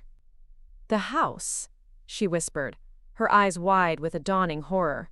"Paid for in cash," I confirmed, my voice flat, devoid of emotion, "through one of my holding companies." I gestured to the city outside. The cars, the vacations, the jewelry, all of it funded by the woman you love to ridicule. Even that private account you've been squirreling Mark's money away in, planning for your divorce from him, it's monitored by my financial team. She stumbled slightly, catching herself against the conference table, her legs suddenly weak. "How? Why would you do this?" "Originally," I explained, my voice devoid of emotion, "because I needed someone whose ambition and social climbing could help me build the right connections while staying in the shadows. Your network of corporate climbers became my perfect cover." I paused, watching the full realization dawn in her eyes, a flicker of understanding finally breaking through her arrogance. "But then, Clara, you showed me who you really were." I pressed a button on my phone, and her voice, sharp and dismissive, filled the room from a recorded conversation. "It's not like your father was anybody important. Just a shopkeeper who couldn't think bigger than his little electronics store." Clara flinched at her own words, recoiling as if struck. "Valerie, that little electronics store," I continued, my voice cold, relentless, "provided the seed money for what became Zenith Technologies." My gaze was unyielding, piercing through her facade. "While you were mocking my father's funeral, You were standing in a building his sacrifice helped build. That was the day I knew this marriage, this facade, would end exactly like this. Tears began to well in her eyes, but I knew they weren't tears of remorse. They were tears of humiliation and impotent rage, tears for her shattered perception of reality. So all of this was just revenge? She choked out, her voice trembling. You married Mark just to… What? Teach me a lesson? No, Clara, I corrected her. I married Mark because I saw an opportunity. You were so perfectly ambitious, social, completely self-absorbed. You never questioned where the money really came from because you were too busy taking credit for it. Your brother never looked deeper because he was too busy following your lead. I walked to the conference table and opened a new folder, spreading out papers across its polished surface. But let's talk about your own misconduct. The confidential information you've been sharing with Thomas Harrison, for instance. She froze, her eyes widening in disbelief. What? Your lover? I clarified, watching her face pale further. Did you really think those hotel meetings were secret? That those encrypted messages were secure? I knew about every rendezvous, every conversation, every plan you made. You had me followed? Her voice shook with indignation, outrage finally breaking through her fear. I had everyone followed, I replied, my voice steady, uncompromising. It's my company, Clara. Nothing happens here without my knowledge. I gestured to the papers on the table. These are divorce papers for you and Mark. You'll find the terms quite clear. You leave with nothing except what you brought into the marriage, which, as we both know, was nothing. You can't do this, she whispered, but there was no conviction in her voice, only a desperate, futile plea. I'll fight it. I'll tell everyone. Tell them what? I asked calmly, my gaze unwavering. That your unemployed sister-in-law turns out to be the CEO of a global technology company? That while you were mocking her failures, she was building an empire? That every luxury you claimed credit for was actually provided by the woman you belittled? I gave a dismissive shrug. Go ahead. I'm sure it will make fascinating headlines. She slumped into a chair, her carefully constructed world crumbling around her, the weight of the truth crushing her. Why now? Why reveal all this today? Because the time for hiding is over, I replied, straightening my suit jacket. Zenith Technologies is about to go public, and I'm done playing the role of the failing wife. You and your brother served your purpose, providing the perfect cover while I built something lasting. But now, I looked her directly in the eyes, now it's time for the truth. Security knocked on the door, right on schedule. Ms. Vance, the guard said, his voice respectful. The press is waiting in the main lobby for the announcement. Thank you, I replied, gathering my papers. Mrs. Vance was just leaving. I turned to Clara one last time. Security will escort you out. Your personal belongings will be sent to your sister's house, Clara. Yes, I know that's where you've been planning to stay after filing for divorce. The irony is rather poetic, don't you think? As she was led away, her movements stiff, her face a mask of utter devastation, I caught my reflection in the window. No longer the meek, unsuccessful wife, but the CEO I had always been, the woman who had quietly built an empire. It was time to show the world who Valerie Vance really was. The press conference was a carefully orchestrated revelation, a meticulously planned unveiling. Standing at the podium in the main lobby of Zenith Technologies, I faced a sea of cameras and bewildered faces, their lenses glinting under the bright lights. The story had already begun spreading through the building like wildfire, a whisper turning into a roar. The supposedly unsuccessful wife of Mark Vance was actually the founder and CEO of Zenith Innovations. For 6 years, I began, my voice steady and confident, carrying across the hushed lobby. I've built Zenith Technologies from the shadows, creating a company that has revolutionized supply chain management and digital transformation. Today, as we prepare for our public offering, it's time to step into the light. Reporters' hands shot up immediately, a forest of raised arms, questions flying from all directions. The story was irresistible. a secret billionaire CEO who had masqueraded as a failure while building a tech empire. In the back of the room, I could see some of my now former executives being escorted out, their faces ashen, their pride utterly shattered. "Ms. Vance," called out a bold reporter from the front row, "is it true that your own husband, Mark, didn't know you owned the company?" "Yes," I replied simply, my gaze unwavering. Very few people knew my true identity. It was a strategic decision that allowed me to build Zenith without the distractions of public attention. Liam was the last to leave, his expensive briefcase clutched to his chest like a shield, his usual swagger replaced by a defeated slump.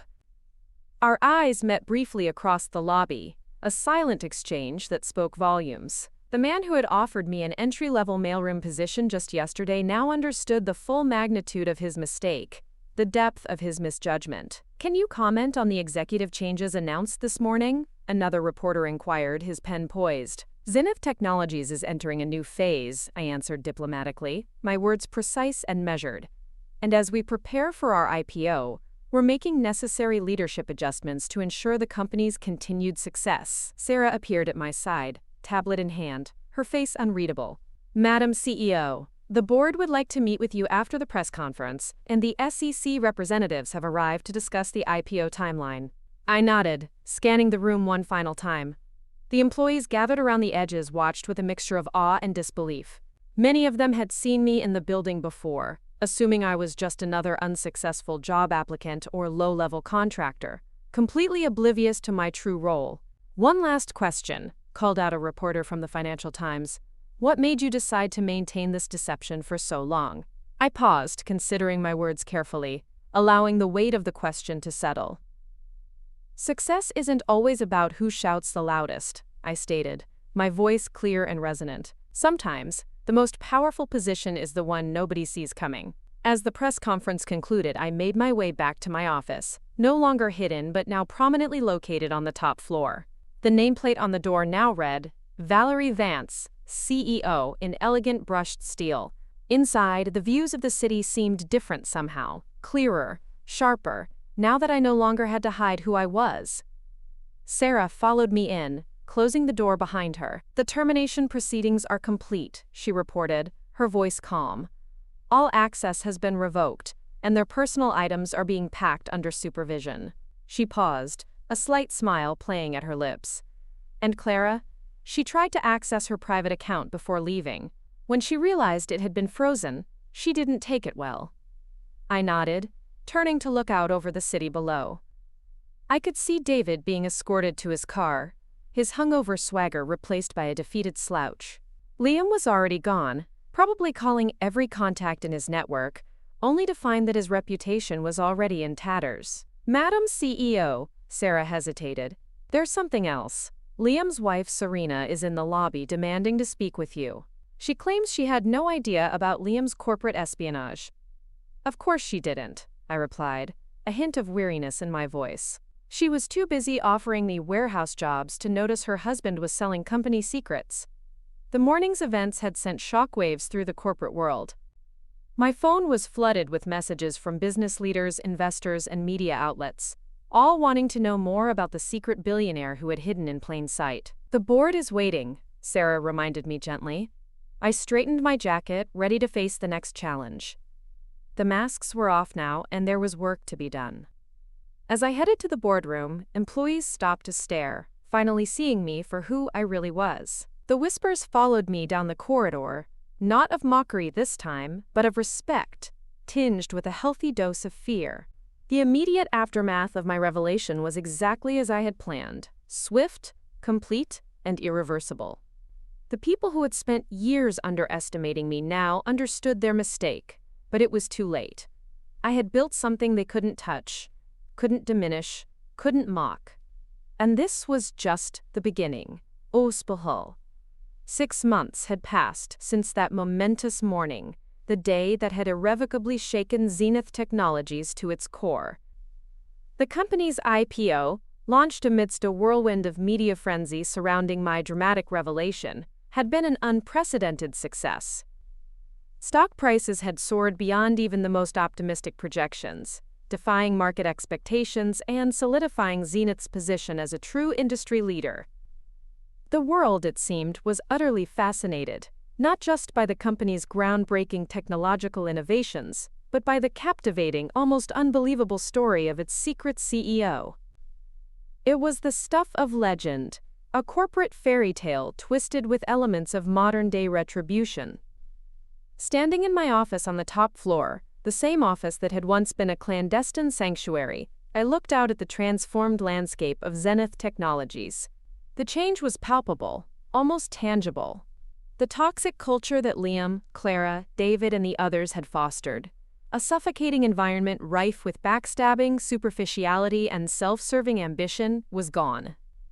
In its place, a vibrant atmosphere of genuine innovation and collaborative spirit had taken root. Employee satisfaction scores had risen by an astounding 78%, a testament to the new leadership's commitment to a healthy, productive work environment. Productivity had reached all-time highs, fueled by a renewed sense of purpose and appreciation among the staff. The quiet hum of dedicated work, the excited chatter of teams brainstorming, the genuine laughter echoing from communal spaces. These were the new sounds of Zenith, a far cry from the stifled whispers and cruel mockeries that once permeated the halls.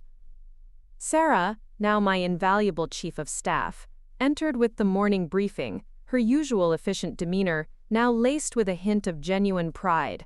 Her loyalty, forged in the crucible of my long deception, was absolute. "Madam CEO," she announced, her voice resonating with quiet triumph. "The quarterly reports are in. Revenue is up an incredible 85% since the changes. The new executive team has exceeded all expectations, and the market response has been nothing short of phenomenal." I nodded, scanning the documents she placed on my desk, the figures a satisfying confirmation of my vision. After the mass terminations, I had moved swiftly and decisively, promoting from within, elevating employees who had shown genuine talent, unwavering integrity, and a quiet dedication despite the obstacles posed by the previous management's oppressive reign.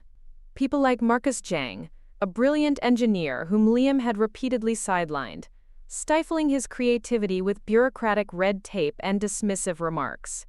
Now, Marcus led our innovation department with remarkable success, his ideas finally given the space to flourish, his team thriving under his guidance. He had developed several key patents in the past few months, propelling Zenith even further ahead of its competitors. Elena Petrova, a data scientist whom David had frequently ignored, was now heading our new AI applications division, her insights proving invaluable. "And what of our former executives?" I asked, my voice calm, though a flicker of cold satisfaction ran through me. I already knew the answers, of course. Sarah kept me meticulously informed of their every struggle, their every futile attempt to claw their way back into relevance. But hearing it articulated, witnessing the full scope of their downfall, was a necessary part of the vindication. "Liam attempted to start his own marketing consultancy," Sarah began, her lips curling slightly in a barely perceptible smirk. "He tried to leverage his experience at Zenith, but his reputation preceded him. No major company will touch him now. His clients are almost exclusively small, struggling startups, and even those partnerships rarely last beyond a few weeks. We've received reports of him continually overselling and underdelivering, alienating what few connections he has left. He's reportedly taken on several pro bono projects just to keep his name out there, but even those have been marred by his arrogance and poor execution.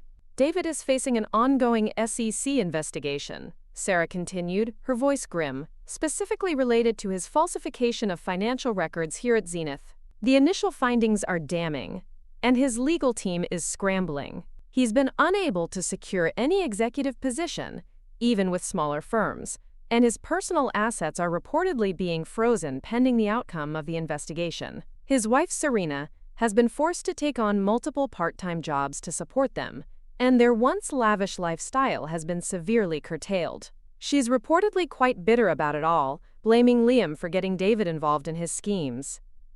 I listened impassively. Karma, it seemed, was a relentless accountant.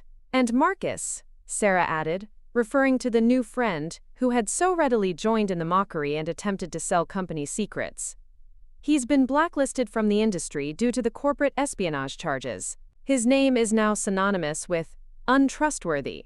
He's currently working in an entry-level IT support role in another state, a far cry from the executive position he thought he deserved. He's tried to apply for numerous positions, even using a different name, but the industry is a small world, and word travels fast. He's essentially unhireable in any position of responsibility. The karmic justice was almost poetic.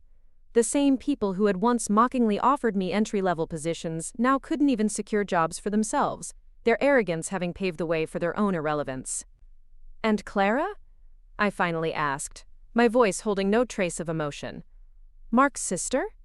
Sarah's lips curled into a more distinct, satisfied smile. "Still living with her parents, Madam CEO. The divorce from Mark was finalized last month, and her attempt to contest the prenup failed spectacularly, especially after the evidence of her affair with Thomas Harrison became public record. It was quite the scandal, as you might imagine. Thomas Harrison, by the way, was fired from his company once their corporate espionage connection came to light, along with his own ethical violations during his time there.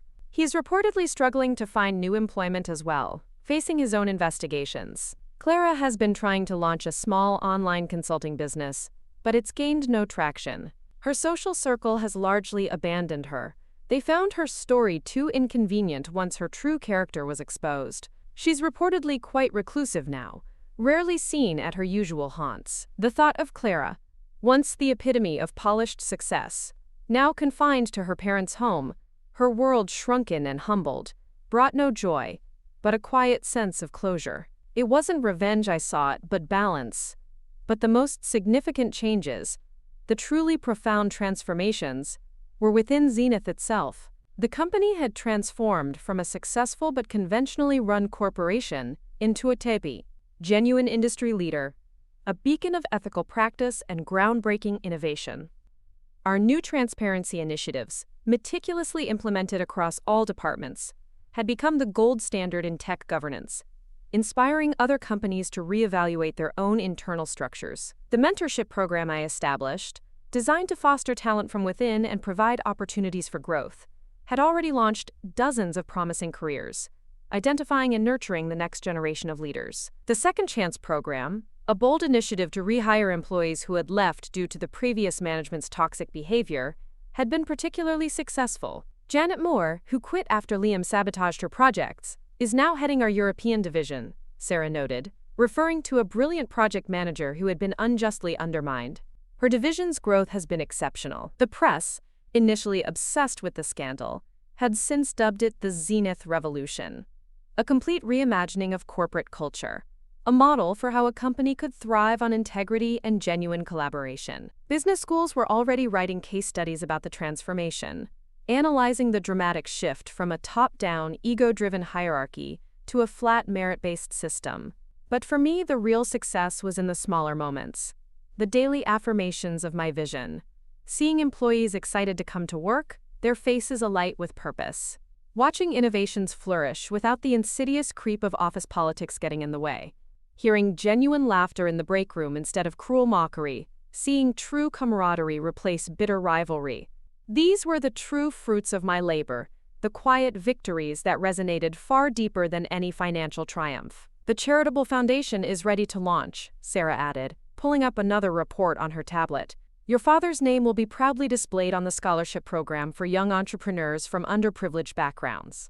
It will also fund small electronics shops in developing communities, providing seed money and resources. This was perhaps the sweetest victory of all, the culmination of a deeply personal mission. The Valerie Vance Senior Foundation would provide opportunities to brilliant, hungry minds who, like my father, had big dreams but limited resources, a chance to bypass the very corporate hurdles that had once sought to crush me. Each scholarship would cover not just education, but also seed money for startups, a pathway to true independent innovation. It was a legacy of empowerment, a living monument to the man they had dismissed as quote, just a shopkeeper. There's one more thing, Sarah said, her professional demeanor cracking slightly, a hint of suppressed amusement in her eyes. Liam's wife, Serena, came by again. She's looking for any position, Madam CEO. Said she'd even work in the mailroom. She was quite insistent. The irony wasn't lost on either of us. The wife of the man who had mockingly offered me an entry-level mailroom job, now begging for one herself. "Make sure she receives the same form letter we send all other applicants," I replied, my voice devoid of malice, simply stating a fact. "We'll keep her resume on file, naturally." Looking out over the city skyline, I reflected on how much had changed. The secret CEO was now a regular on business magazine covers, a sought-after speaker, her name synonymous with integrity and transformative leadership. But the power hadn't come from the revelation itself. It had come from the years of patient building, of quiet determination, of letting others underestimate me while I constructed something unshakable, something truly profound. "The board meeting starts in 10 minutes, Sarah reminded me gently, pulling me back to the present. "They're eager to discuss the expansion plans for our global market presence, particularly our new ventures in Southeast Asia and Africa." I straightened my suit jacket, no longer playing a role, but simply being myself. The path forward was clear now, unobstructed by pretense or deception. Zenith Technologies wasn't just surviving. It was thriving, proving that success built on genuine innovation and integrity would always outlast success built on arrogance and cruelty. As I headed to the boardroom, employees stopped to stare, their eyes filled with a mixture of awe and respect, finally seeing me for who I really was. The whispers followed me down the corridor, not of mockery this time, but of admiration, tinged with a healthy dose of fear. The immediate aftermath of my revelation was exactly as I had planned: swift, complete, and irreversible. The people who had spent years underestimating me now understood their mistake, but it was too late. I had built something they couldn't touch, couldn't diminish, couldn't mock. And this was just the beginning of a legacy far greater than any personal vendetta. The months following the Zenith Revolution had been a brutal descent for Liam. From the lofty perch of his self-proclaimed brilliance, he had plummeted into a harsh reality of professional ostracization. His attempts to launch his own marketing consultancy had been, as Sarah succinctly put it, an unmitigated disaster. His network, once so robust and seemingly loyal when he held a title at Zenith, had evaporated like mist under the harsh glare of public exposure. Those who had once eagerly accepted his dinner invitations now conveniently missed his calls. The few small startups he managed to secure as clients quickly grew frustrated with his overblown promises and underdelivered results, his penchant for self-promotion eclipsing any genuine strategic acumen. His inflated ego, once a source of amusement to his peers, was now an irritating liability. He burned through what little capital he had managed to save, desperately trying to maintain the facade of a successful independent consultant, even as his bank account dwindled. The media, initially captivated by the sensational story of the secret CEO, had moved on, leaving Liam in the quiet, unforgiving shadows of his own making. No one was interested in the story of a disgraced marketing director who had squandered his opportunities. He tried to spin narratives, to paint himself as a victim of a ruthless corporate takeover, but the evidence against him was too compelling, too meticulously compiled. Every time he sent out a resume, every time he tried to leverage an old connection, the whispers of misappropriation of funds and unethical conduct followed him like a persistent shadow. He was blacklisted, not just from top-tier firms, but from any reputable company in the industry. The very industry he once believed he dominated had simply closed ranks against him, sealing his fate. His frustration mounted, turning into a desperate, simmering rage. He blamed everyone but himself: Clara for not being more discreet in her own affairs, David for his sloppy accounting, Marcus for getting caught, and most of all he blamed me, Valerie, for pulling back the curtain on his carefully constructed world. He saw me not as the architect of my own success, but as the orchestrator of his downfall, a vindictive force determined to ruin his life. The irony, once again, was lost on him. He had never considered the possibility that his own actions had led him to this precipice. He began to drink more, his once polished appearance growing increasingly disheveled, mirroring the chaos of his professional life. Serena, his wife, grew increasingly bitter, their arguments escalating as their financial woes mounted. She had sacrificed her own career aspirations for his, and now, Facing the bleak reality of their situation, her resentment festered. The mailroom comment Sarah had mentioned was only the tip of the iceberg. Serena had begun sending out resumes for any available position, regardless of the pay or prestige, just to keep their heads above water. One particularly grim afternoon, after yet another rejection from a regional marketing firm that wouldn't even grant him an interview, Liam found himself staring blankly at his laptop screen. His once pristine LinkedIn profile, now a ghost town of endorsements and recommendations, offered no solace. He scrolled through job boards, his finger hovering over countless positions he was either overqualified for or, more devastatingly, positions for which he was unequivocally unqualified due to his tarnished reputation. The thought of starting over, of rebuilding from scratch, was anathema to him. He was a marketing director, a thought leader, not a grunt. His ego simply would not allow it. He had always seen himself as destined for the C-suite, a titan of industry. Then, a listing caught his eye. It was for a senior marketing strategist at Zenith Innovations. The title itself sparked a flicker of his old arrogance, a familiar sense of entitlement. His company, his promotion, his legacy. He momentarily forgot the manner of his exit, the public humiliation, the irrefutable evidence of his misconduct. All he saw was the name, Zenith. He saw a pathway back, a way to reclaim what he believed was rightfully his. The job description was demanding, requiring a deep understanding of market analytics, brand positioning, and innovative campaign execution. It called for a leader, a visionary. In his deluded mind, he was precisely that. The requirements listed proven track record of ethical conduct and strong leadership. He conveniently glossed over that part, convincing himself that the whole embezzlement thing was just a misunderstanding, a politically motivated attack. He even saw it as an act of magnanimity on his part, a demonstration of his willingness to, quote, bury the hatchet and return to his company. Liam spent the next few days meticulously crafting his application. He meticulously omitted any mention of his tumultuous departure, framing his time at Zenith as a period of significant contribution before pursuing independent opportunities. He exaggerated his achievements, inflated his metrics, and carefully curated his resume to present himself as the ideal candidate.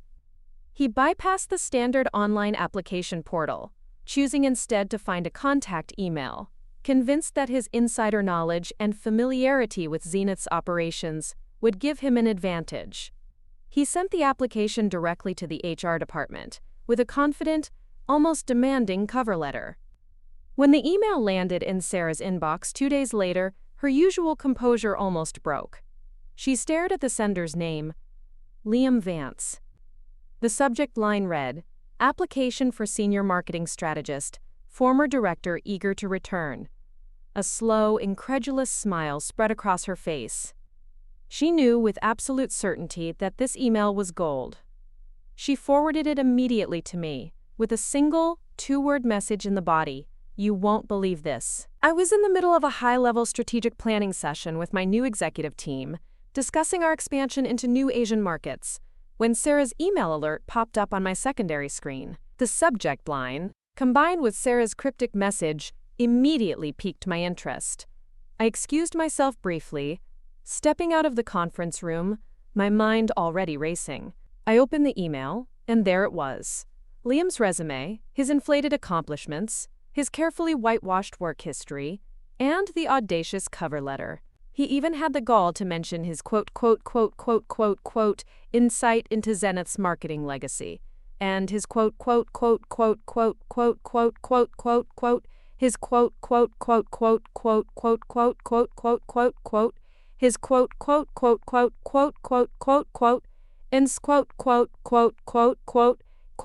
A cold, sharp laugh escaped my lips, a sound that held no mirth, only a profound sense of vindication. Liam Vance, the man who had mocked my every ambition, who had so casually offered me a mailroom job, was now applying for a position at my company. Not an entry-level position, mind you, but a senior role, clearly believing that he was still entitled to a place at the top. The audacity was breathtaking, almost admirable in its delusion. But it was more than just audacity. It was desperation. He had run out of options. Every door he had tried to open had slammed shut in his face. His arrogance, once his shield, had become his prison. This application was not a confident return. It was a plea, born of absolute, utter defeat. I leaned back against the cool glass wall of the executive hallway, the city sprawling below me, a monument to the empire I had built. The irony of the situation was almost too perfect. He had ridiculed me for being unemployed, for being a failure, only to find himself in a position of such abject professional desolation that he was forced to turn to the very source of his former scorn. And he believed, truly believed, that he still had a chance. He had no idea what kind of reception awaited him. The image of him, sitting there, meticulously crafting this application, filled with a misguided sense of hope, was almost comical. He had no idea he was walking straight into the trap he had helped me set for himself. I sent a quick reply to Sarah. Received. Please schedule an interview for Mr. Vance. A formal, in-person interview. With me. My fingers hovered over the keyboard for a moment longer, a slow smile spreading across my face. No, not just with me. And please ensure Liam is informed that the final round will involve a panel. A very special panel. The silence of the executive floor pressed in around me, broken only by the distant hum of the city. Tomorrow, Liam Vance would finally understand the full scope of his hubris. His professional reckoning, so long awaited, was about to begin, and I would be there to witness every glorious moment of it. The game for Liam was well and truly over. And for me, Valerie Vance, the true architect of Zenith Innovations, the real show was about to begin. The morning of Liam Vance's interview arrived, carrying with it a crisp, almost electric anticipation that hummed through Zenith Innovations' executive floor. I had ensured every detail was meticulously arranged. The conference room was prepared, not for a routine interview, but for a meticulously choreographed unveiling. Liam had been informed it was a panel interview, but he remained blissfully unaware of who the panel truly consisted of. He arrived promptly, radiating a carefully constructed confidence that barely masked his underlying desperation.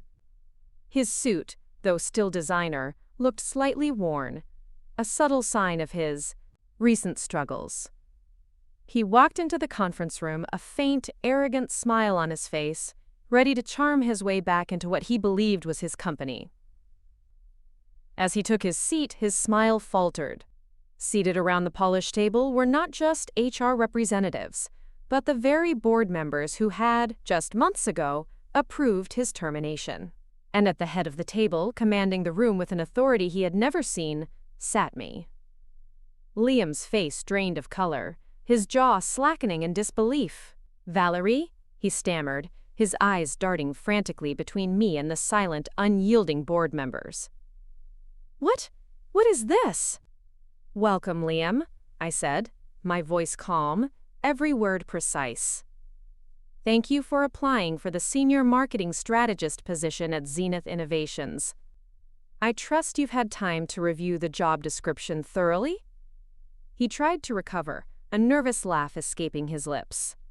"Valerie, this is a surprise. A pleasant one, of course. I didn't realize you were so involved now. I heard you were doing some consulting." His attempt at casual conversation was pathetic, his eyes constantly flicking towards the stern faces of the board. "I am very involved, Liam," I confirmed, a cool smile playing on my lips. "In fact, as the founder and CEO of Zenith Innovations, I oversee every aspect of this company, including all hiring decisions, especially for senior roles." The words hit him like a physical blow. His face contorted, a mixture of shock, humiliation, and dawning terror. "CEO?" he whispered, his voice barely audible. But you were unemployed. You were the one who you mocked." I finished for him, my voice devoid of emotion. "Who you dismissed as a failure. Who you generously offered a mailroom job." I leaned forward slightly, my gaze unyielding. "Yes, Liam, that was me. And while you were busy enjoying the luxuries paid for by this company, built on my vision, I was busy watching, waiting, and documenting. I gestured to the large screen behind me, which illuminated with a meticulously compiled timeline. It detailed his embezzlement, his fraudulent expense reports, his condescending remarks, and the specific date of his termination. Then, the screen shifted to display his recent job application, highlighting his exaggerated claims and convenient omissions. "You see, Liam," I continued, "your application interested me. It showed a remarkable level of delusion. You believed that despite your past misconduct, despite being a documented fraud, you could simply walk back into a senior role at your company. You ridiculed my career, only to find yourself so utterly desperate that you applied for a job with the very woman you scorned." Liam was visibly trembling, his carefully constructed composure crumbling entirely. He tried to speak, but no words came. He looked at the board members, then back at me, his eyes wide with a terror that was almost pitiable. "There will be no interview, Liam," I stated, my voice cutting through the silence. "Your application and your presence here today serves only one purpose: to confirm that the path of integrity is the only one that truly leads to lasting success. You're excused." Security, who had been waiting discreetly, stepped forward. Liam didn't protest. He simply rose from his seat, a broken man, his eyes fixed on me one last time with a look of profound, irreversible defeat. As he was escorted out, I knew this was not just the end of his career at Zenith, but likely the end of his career in this industry. His hubris had finally consumed him. In the months that followed Liam's final, humiliating exit, the transformation of Zenith Innovations became irreversible. The company soared to new heights, fueled by a culture of genuine meritocracy and collaboration. My revelation had, ironically, become a powerful recruiting tool. Top talent, disillusioned by the superficiality of other corporate environments, sought out Zenith, drawn by its story of integrity and the promise of a workplace where real innovation was valued. Liam's downfall was public and swift. His desperate attempt to secure a role at Zenith, followed by his abrupt and silent departure from the building, quickly became fodder for industry gossip. The details of his interview, subtly and strategically leaked by my team, painted a picture of unshakable arrogance meeting undeniable truth. His consulting business folded, unable to secure any new clients. Serena, his wife, eventually divorced him, unable to cope with the financial ruin and the public shame. The last I heard, Liam was struggling to find even basic administrative work, his name irrevocably tainted. He was, to put it simply, unhireable. Clara, too, vanished from the social scene she once dominated. The divorce from Mark, finalized with terms heavily favoring him due to the overwhelming evidence of her affair and financial misconduct, left her severely diminished. She lost most of her assets, her luxurious lifestyle a distant memory. Her attempts at a new career floundered, her network having completely dissolved. Mark, though initially shell-shocked by the scale of my deception and Clara's betrayal, eventually came to terms with the truth. He recognized the manipulative nature of his sister and brother-in-law, and while our personal relationship would never be the same, a fragile, unspoken respect began to form. He saw the genuine, ethical foundation on which Zenith was built, a stark contrast to the corrupt world he had previously inhabited. My father's foundation thrived, launching initiatives that provided educational and entrepreneurial opportunities to aspiring young minds, a living testament to his quiet vision. Each success was a ripple effect, a quiet counter-narrative to the arrogance I had endured for so long. 1 year after the revelation, Zenith Innovations was not just a company. It was a phenomenon. We were regularly featured in business magazines, lauded for our ethical practices and groundbreaking technology. I stood at the podium during our annual shareholder meeting, looking out at a sea of eager, respectful faces, investors, employees, partners. This was no longer just my revenge. It was my redemption. It was a testament to the power of patience, the enduring strength of integrity, and the undeniable truth that the most formidable power isn't in what you show, but in what you quietly, patiently build. The woman they had mocked hadn't just revealed her power, she had transformed an entire industry, one quiet, deliberate step at a time. The Tarahau game was truly over, and I, Valerie Vance, had won. Not by making noise, but by building something so solid, so undeniable that no one could ever tear it down. Up next, you've got 2 more standout stories right on your screen. If this one hit the mark, you won't want to pass these up. Just click and check them out. And don't forget to subscribe and turn on the notification bell so you don't miss any upload from us.